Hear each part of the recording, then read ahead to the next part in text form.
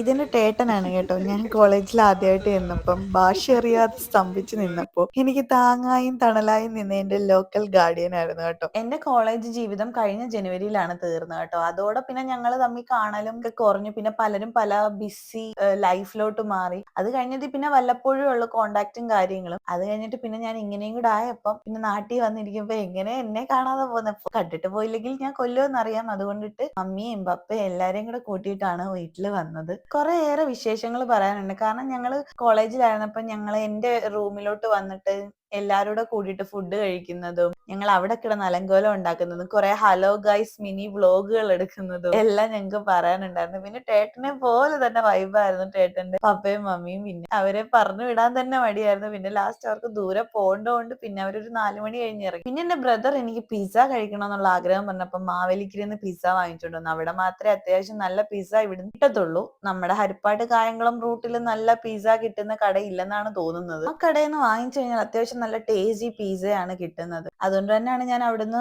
വാങ്ങിപ്പിച്ചത്. കാരണം ഞാൻ നാട്ടിൽ നിന്ന് പോകുന്നതിന് മുമ്പ് ഇതൊന്ന് വാങ്ങിച്ചു കഴിച്ചായിരുന്നു. ആ ടേസ്റ്റ് ഇങ്ങനെ മനസ്സിൽ നിൽക്കുന്ന കൊണ്ടിട്ട് വാങ്ങിച്ചു കഴിച്ചതാ.